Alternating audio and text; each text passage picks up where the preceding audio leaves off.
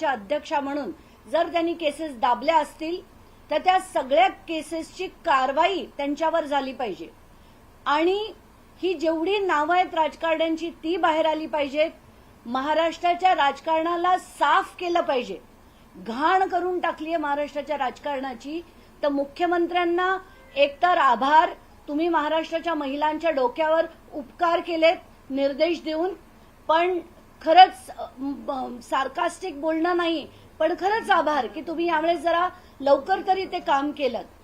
पण याच्या पुढे कुठेही डायल्युशन होणार नाही अशी अपेक्षा करतो. तुम्ही आता म्हणालात की उपकार केले, लवकर घेतला राजीनामा, पण उशीर झालाय का राजीनामा घेण्याला? कारण का 2 केसेस हुंडाबळीचे आले जे मोठे झाले महाराष्ट्रामध्ये, कुठलीही कारवाई महिला आयोगाने केली नाही, तेव्हाच राजीनामा घेणं अपेक्षित होतं का? आता या क्षणाला राजीनामा देणं खूप उशीर केला का त्यांनी? नाही, प्रश्नच नाही.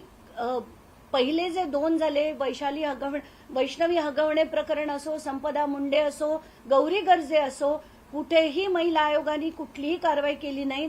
हे तर पुढे आलेले आहेत. याच्या मागे पडद्यामागे कितीतरी ठिकाणी असे हुंडाबळी जातात. महिला आयोगाकडे महिला कंप्लेंट्स करतात, पण आयोग काहीही करत नाही. कारण अशा निष्क्रिय लोकांना, ज्यांना काडी मात्रही अक्कल नसते, काडी मात्रही त्यांना पडलेली नसते, त्यांना फक्त सगळीकडे मिरवणं आणि राजकारण करणं याशिवाय दुसरं कळत नाही, अशा लोकांना यापुढे मुख्यमंत्र्यांनी महिला आयोगावर आणू नये. मुख्यमंत्र्यांना खास मला हा निरोप द्यायचा आहे की याच्या पुढे राजकारणाला आणि आयोगाला लांब ठेवा. याच्या पुढचे जे येतील महिला आयोगाच्या अध्यक्षा, त्या एक IPS ऑफिसर किंवा एक रिटायर्ड जज यांचीच नियुक्ती करा, म्हणजे खरोखर महाराष्ट्राच्या महिलांना न्याय मिळेल. महिला प्रदेश अध्यक्षपदी अजूनही रुपाली चाकणकर कायम आहे, तर त्याही पदावरून त्यांचा राजीनामा घेतला पाहिजे का पक्षात? आताच्या कुठल्या याच्यावर आहेत? महिला प्रदेश अध्यक्ष नाही, आता तो त्यांच्या पक्षाचा निर्णय आहे, तो सुनेत्रा पवारांनी घ्यावा.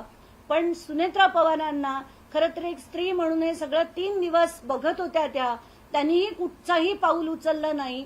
खरं तर महाराष्ट्राची पहिली स्त्री उपमुख्यमंत्री झाल्यानंतर त्यांनी महाराष्ट्राच्या महिलांसाठी अनेक गोष्टी करणं अपेक्षित होतं. पण 3 दिवस जेव्हा कळस झाला, सगळ्यांनीच पत्रकार परिषदा घेतल्या, त्यानंतर त्यांनी तो राजीनामा स्वीकारला.